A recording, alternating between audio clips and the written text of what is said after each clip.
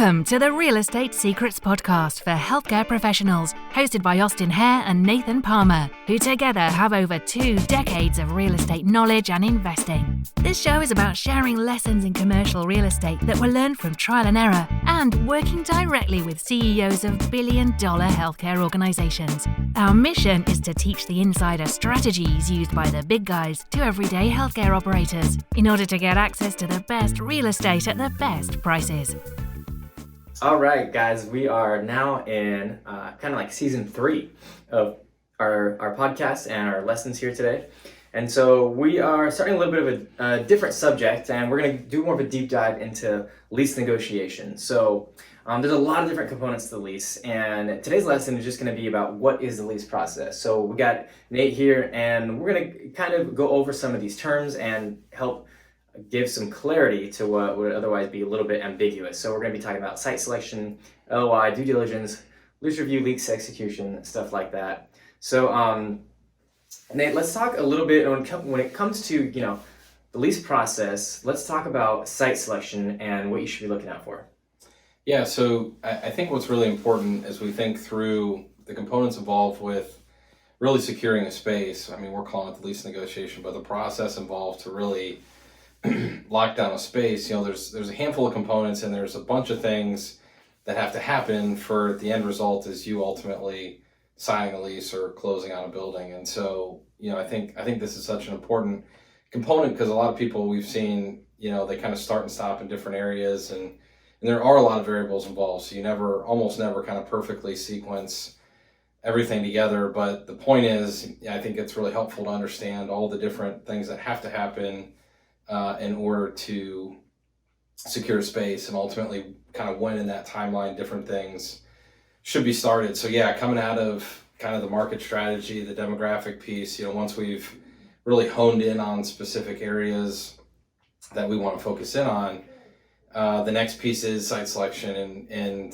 this is all about being creative, using really every resource at your disposal to really uncover what the best opportunities are. And some of those resources should be your broker representation network, a combination of resources that they would have access to, and resources that you could access through different commercial listing databases.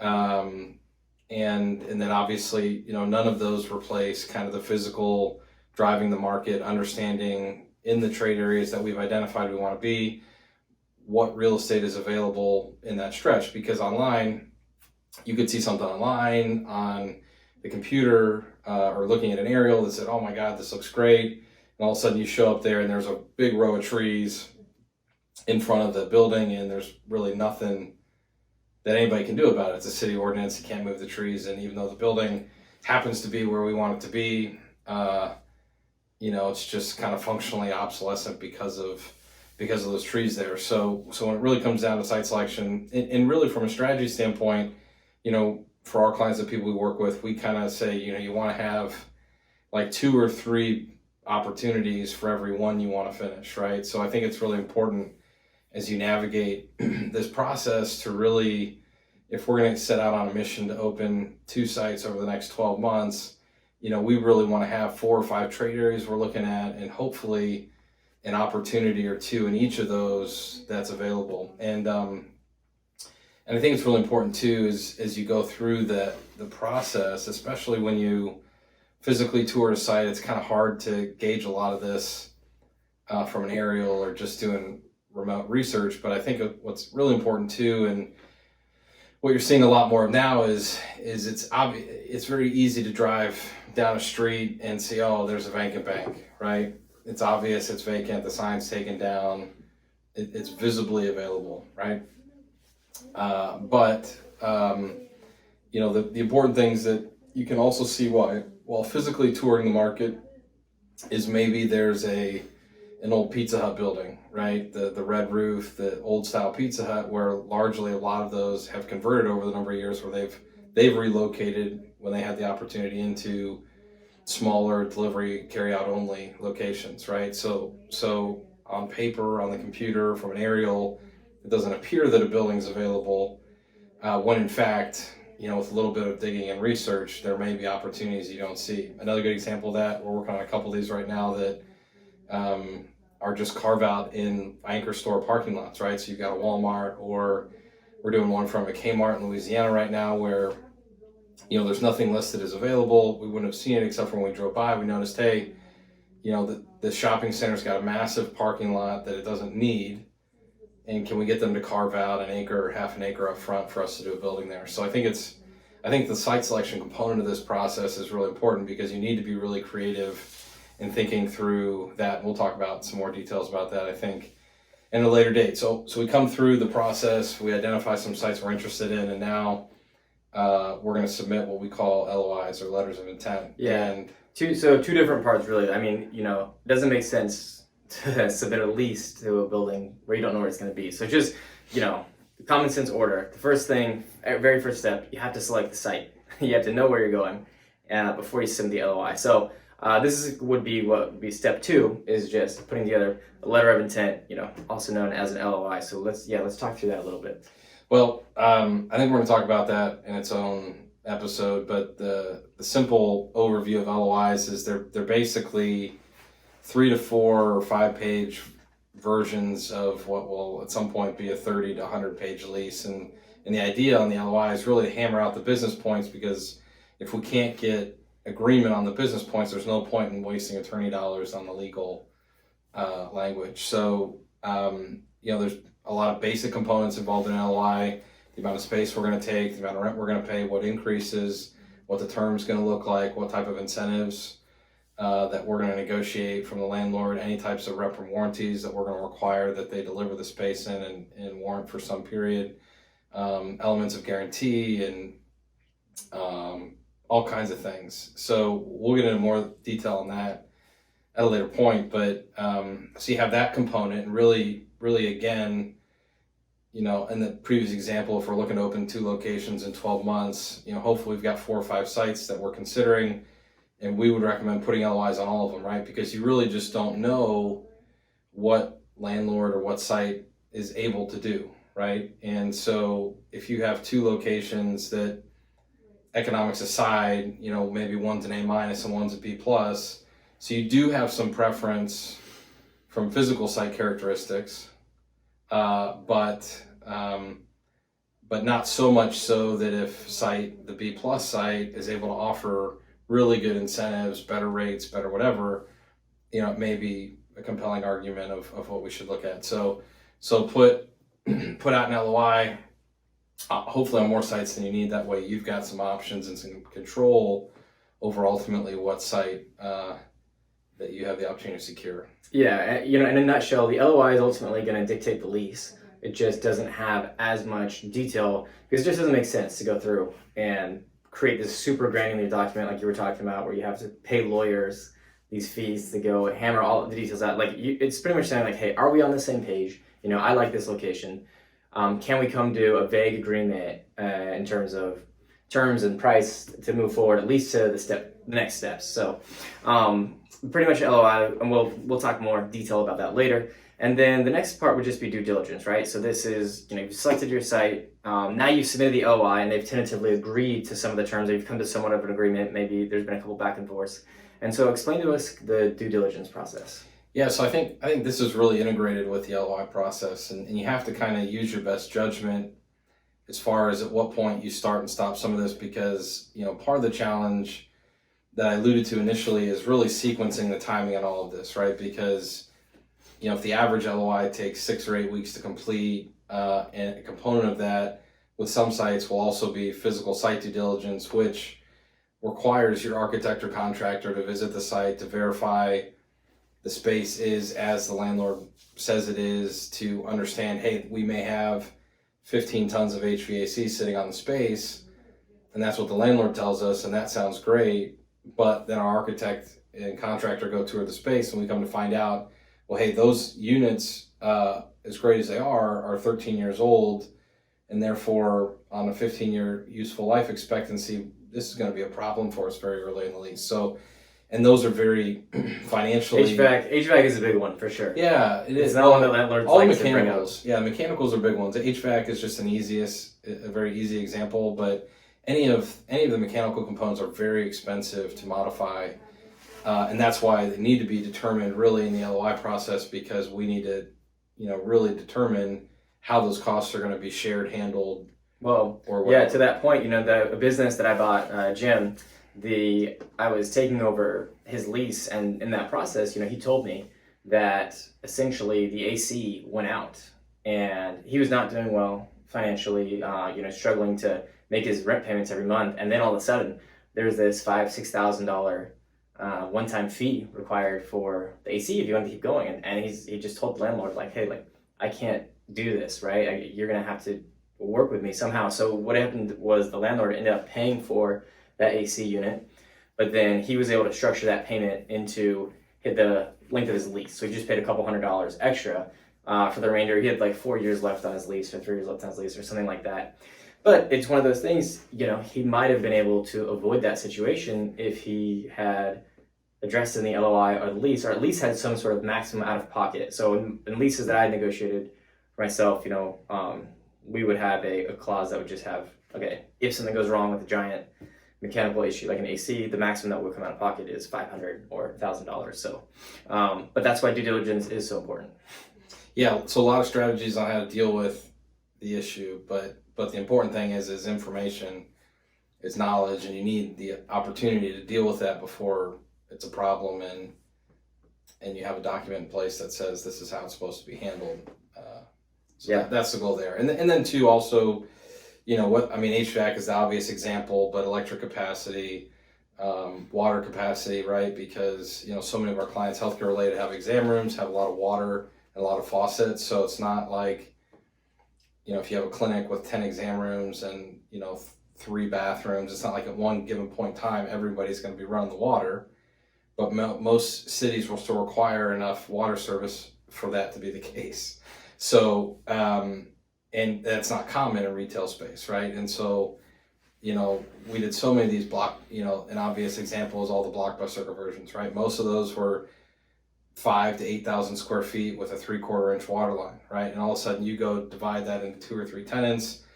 One of those is a restaurant, one is a healthcare user, and you are massively underserviced in a water capacity. And we did a project, one of those, actually I don't remember if it was a Blockbuster or Hollywood Video, but it had the same characteristics in Westminster, Colorado, 7 or 8 years ago. And this was not figured out early on in the process. And the lease was signed, and when the tenant was in to do their permits, because of the water rights in Colorado, it was a $90,000 tap fee to increase the water line to that building.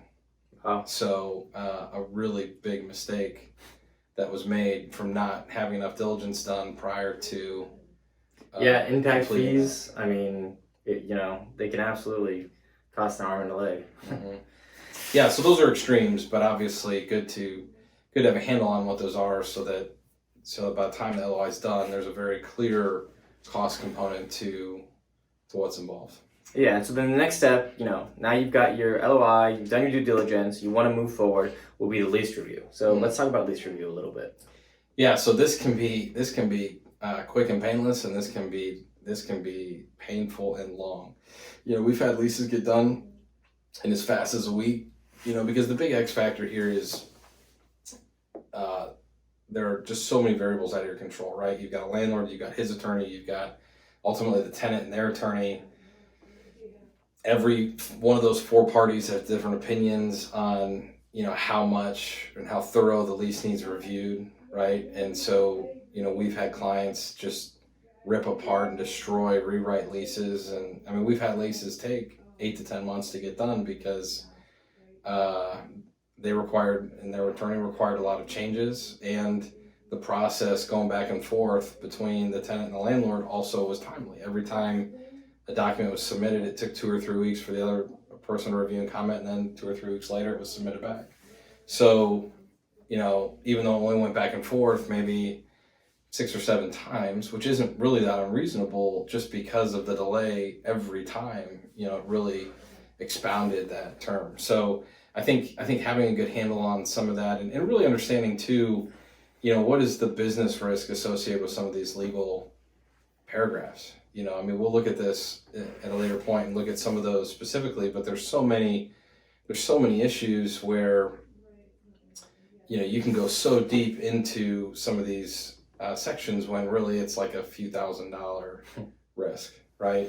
And not that it's bad. They might spend more time on their attorneys. Yeah, so they might spend more money balance on their attorneys reviewing a $1,000 risk. Yeah, so there's just a balance of that equation. There's no right answer to that. Everybody believes what they believe, and attorneys are incentivized to find problems, right? I mean, they're paid by the hour. So, their job and their motivation is obviously to make everything as leaning toward their side as they can. And, obviously some balance of that has to exist for this to get done. So that happens. And then while that's going on, as the due diligence furthers, you really want a lot of your architectural pieces to be happening at the same time, right? So by the time, you've got the LOI, which identifies kind of the business terms of the lease you're working through hopefully has all those incorporated correctly, plus all the legal elements. And then really the extra factor working kind of in parallel with that is all the architectural and construction components where, really ideally by the time you sign a lease, we've got a layout that everybody likes, a site plan everybody likes, signage renderings that everybody likes, because as best as possible, when that lease document is signed, you need to be certain from the tenant standpoint that you can do everything you want to do here and that the landlord's not going to hold you back, short of some city variance rule that you've got to also kind of be obligated to. Right. Okay, so then that brings us to the last kind of component, which we're touching on it a little bit here and there, but that would just be lease execution. So this would be like the final stage, really. Yeah. So I think as it dovetails to a landing to actually sign the lease, there's really a handful of key components that are involved in that, right? You have the physical document that's got to be fully negotiated and ready to go. You need to have the design elements we just talked about. And then the third thing is also, and this is kind of what is always run a parallel track throughout this process, is the financing, right? So you're gonna work through all of the logistical components of the space over time, but there's different elements of the financing, like you can't apply for the loan without the space address. You need a pro forma for that specific space and the conversion costs. So, all that kind of dovetails together. And what we really recommend for our clients is, as best possible, and we know you can't control the variables, but as best as possible, you don't want to create any additional delays for that stuff, right? Because we don't want to burn any landlord goodwill with, oh, hey, yeah, the lease is done, but actually I need 2 more months to start and finish my financing, right? Because they're just going to get pissed. And lease abatement, that's built in normally to give you some time, but that would have already been negotiated in the lease review. Are you talking about your construction time? Yeah. Yeah, so you have that, but you don't want to sign a lease without knowing you got the money, right? Right. So that's usually a critical element to that. And there's some bridge there, right? So there's some, hey, we'll sign the lease, but with a 30 or 60 day contingency to get the financing finished, because that, it really means the lease doesn't mean anything except for it's just a good show of faith that, hey, we are committed to do this, assuming we can finish the financing in proper timing to make it happen. So, but it's just a good thing to be thinking about, because you want to have the money and you want to have all the design elements really kind of ironed out before you sign that lease. That way, you just try to limit your surprises throughout the process. Yeah, and ultimately, just going through this is going to be the most educational experience of the whole thing. I mean, that's really how you learn. And the first one is always going to be the messiest. You're always going to make the most mistakes. You cannot read enough books that are going to teach you how to do this, just because it takes real world effort. It takes trial and error, just like everything in life. And so the idea is that if you do end up signing multiple leases, as you grow, as you expand, then you're going to get better and better at it, and you'll be able to look for all these things. So this is just the purpose of these, is to help you shortcut a little bit of those failures, those trial and errors to the best of your ability in the short term. Yeah, and I would say, there's a really important element of this we haven't really talked about, and it's kind of your your kind of emotional experience through this process, right? Because there's a lot of ups and downs. There's we want this, they want that. And there's a big component of this where if everybody's kind of not pissed before it gets signed, we didn't do a good enough job, right?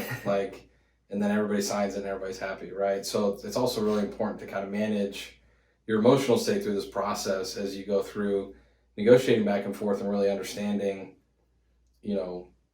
everything that you're fighting for and what it really means and dealing with it. Yeah, and it is emotional. I mean, everybody, even though it's business, I think especially in residential, but I've been in plenty of negotiations where they take it personally, and so that's why later on we're gonna have a whole series on negotiations and just how to keep your head cool and that sort of thing. So, but yeah, like if you know ahead of time that you will have a high, you will have lows, to be mentally prepared for that, I think is very helpful. Yeah, well, I think you need to remember too that the people you're dealing with have experienced a high frequency of those emotions, right? So I've done hundreds, if not thousands, of leases. I've seen things, almost anything you can imagine, come back and forth. So we get something that our client may feel is alarming, but we don't react in a certain way. So I think it's also you can be the voice of reason, exactly. Well, I think it's just important to understand,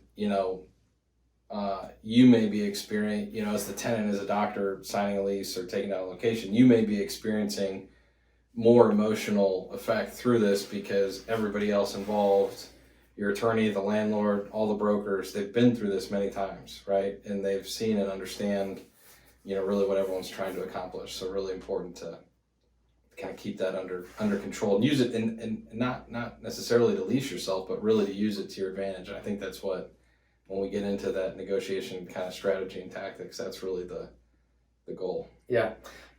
So that's the process. Now coming up, we're going to be talking about site selection. We're going to be talking about components of the LOI that we mentioned earlier, but we'll go into a whole deep dive. That'll be an entire lesson in and of itself. Just core economics, and then the benefits, pros and cons of like simple lease LOIs versus complicated LOIs and so forth. So catch you guys next time. If you need help finding the perfect location for your practice, or you're ready to invest in commercial real estate, email us podcast@leadersre.com. That's podcast@leadersre, R-E as in realestate.com. Or go to leadersre.com and fill out our form. See you next time.